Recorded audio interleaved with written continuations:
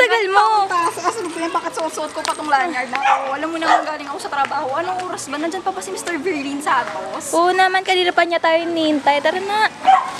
Malapit na Naman dito nahanda tayo. ko na yung mga tanong para sa kanya eh. Sana naman masagot niya to ng maayos. Balita ko kasi marami siyang liker sa Facebook. Diba sabi mo yun sa akin? Oo, famous yung pogi kasi. Saan ba? Hindi ko alam kung saan dito. Saan ba? Saan na ba? Wait. Ayan, ito na pala.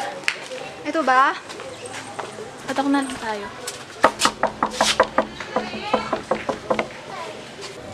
Berlin! Kuya Verlin! Tao po! Boy! Uy! Uy, magandang gabi Kuya Verlin! Anong sadya? Uy, Stephen! Hello! Pasok na kami ah. Uy, mapasok kami ah. Layo ng bahay Hi, nyo. Steve. Ay. Uy, nandito pala kami para interviewin ka. Alam mo na ba yun? Sinabi na niya. Oo. Sabi na sa akin yan. Para sa personality development namin sa Pero di ba naman sa akin pinasa yung questions? Eh, syempre kung talaga mas maganda pag impromptu. Para natural, tsaka para social media lang. So mga ilan tayo, kailangan ko bang habaan yung mga sagot ko? Hindi naman. Hindi naman. Mga 6 minutes lang to. Okay. Sige. Mga 4 na tanong lang. Yun lang. Okay. Nabalitaan kasi namin na 3,000 friends yung ano mo, yung mga Facebook friends mo. Ako nga 200 lang, tapos nagtrabaho ako, naging 300, natagdagan ng 100. Oh, friendly na ako tas, Kyra sa tas. part na yun. Oh, thanks to taas, charot. Okay. Kuya Verlin, di ba 3,000 yung friends mo? Paano mo na ma-manage yung mga yung social media account mo pag 3,000? Grabe. Inayaan mo lang sila. Kung ka padala friend request, pag marami kami mutual, ayun, di accept. Pagka tapos kakausapin ka, okay naman. Minsan may mga times na hindi ka makapag-reply. Kwentuhan mo nga kami ng social media post mo. Ayun, sa social media kasi, ginagamit ko siya as platform for, sa ginagawa namin eksena na spoken word poetry. So, I use it as a vehicle para makita ng mga tao kung ano yung mga ginagawa namin sa pagtutula, kung saan kami pupunta, para malaman kung saan yung mga gigs namin. Yes, utilizing So, social ganun ko media. siya ginagamit. Ayun, hindi talaga ako masyado ma-post ng selfie, hindi ako masyado ma-post ng mga bagay na hindi substantial. So tama din yung sinasabi ni Ma'am Natalie na parang iba-iba tayo na expectation sa social media accounts natin. Kasi ikaw, di ba, ginagamit mo yung Facebook mo, yung social media mo para nga, parang as a platform, as a vehicle to Showcase his talents. Oo, ganun. Pero ikaw sa tingin mo ba, totoo yung parang nagre-reflect yung pagkatao mo sa social media account mo? Oo Personality mo, ganun. Oo, kung para sa kanya yung totoo yun. Kung ano yung pinapakita mo sa part, hindi man totally lahat, pero part ng sarili mo, pinapahagi mo sa social media. Kasi syempre, di mo naman sasabihin yung mga bagay na wala sa'yo. Unless na lang kung gusto mo mag-fabricate ng story. Yun. Aside Oo. from fabricating, sabi nga nung Sa Reader's Digest, yung dito? yung social media post daw, parang trailers ng mga movie. Kasi you can only see the good parts. Oo. Ano masasabi? Edi yung iba, parang hindi nagpapakatotoo. sa mga post nila. Parang Hindi naman siya hindi nagpapakatotoo. Halimbawa ako, siyempre ako may mga story rin ako ng buhay ko na nalalampasan ko na hindi naman maganda pero na-overcome ko. Kailangan ko ba siyang ipakita sa tao? Kailangan ko bang ipagmalaki na yehey, nalampasan ko itong problema na to, may ilaw na kami, ganyan. May hugot ka dyan ah. Pwede mo namang i-keep na lang sa sarili mo yun eh. Pero syempre may mga times na, halimbawa, ang lahat, pag binisita mo yung timeline ko, more on of achievements, more on... Oo, mayabang yun si Berlin eh. Hindi naman syempre gusto mo lang din ipakita sa ibang tao na may sense o may kabuluhan yung ginagawa. Imagine mo naman yung mga achievements niya, tawag doon, makaka-inspire ng mga tao, di ba? Binabasa ko lang mga post nito eh, kala mo dyan. Liker din ako ni Worley, Naira. Tapos ayun, after yung isang event, papasalamat, kasi syempre, Kuya Worley, nagsiselfie ka ba?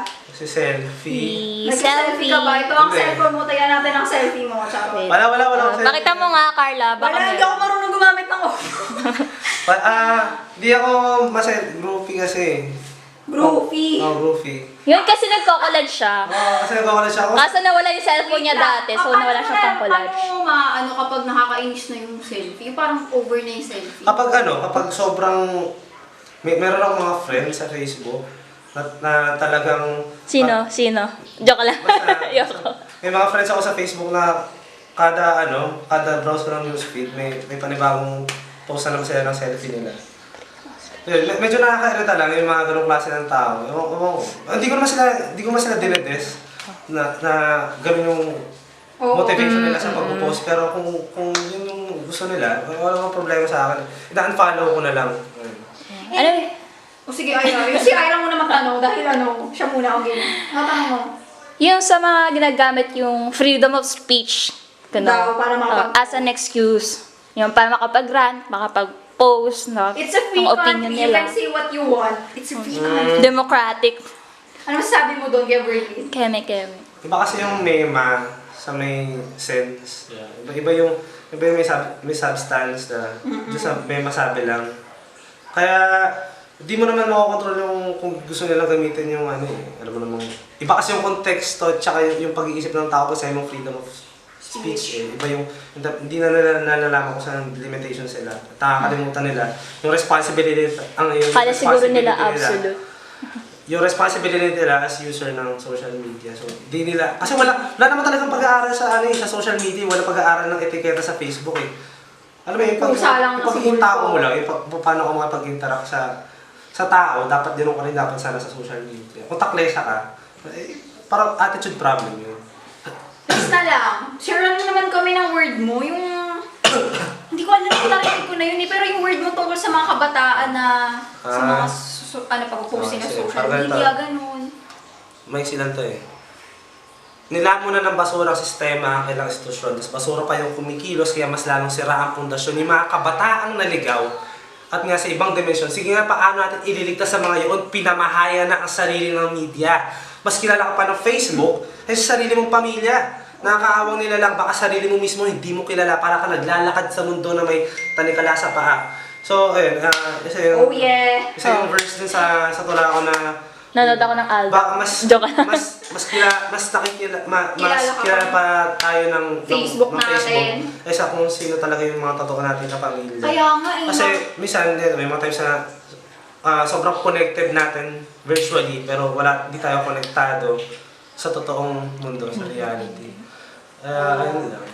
Salamat Kuya Berlin. Kahit Thank pa paano you. marami kami natutunan. Kahit ang dami natin cellphone dito. At wala nang pagkain. Dumating kami, naubos na ang pagkain. Salamat Kuya Berlin. Marami Thank kami you, natutunan. I-upload namin to sa Facebook. Tapos itatag ka namin. Tapos papasa namin. At meron na tayong project para kay Ma'am Natalie. How to manage your social media accounts. Yeah. Okay, kamusta na lang ako kay Ma'am Nads, ha? Hi. Sige, pati si Steve. Hi ka naman kay ma'am. Hi, Ma'am. Kaya kayo Kasi mga ano, kabataan, Stephen. tandaan nyo. Ang social media. Kahit magkakasi ka. Estudyante yan yung Oy, babay na! May pasok pa ako sa tasas. Bye-bye. Bye-bye na. Berlin. Salamat. Bye-bye. Thank you for your click, guys. Salamat. Ano makapasa kayo? Bye-bye. Ano kayo, Berlin? Nag-selfie ako kasi si Carla. Tapos, hindi siya marunong selfie. Tuturuan ko siya. Para tuturo sa kanya yung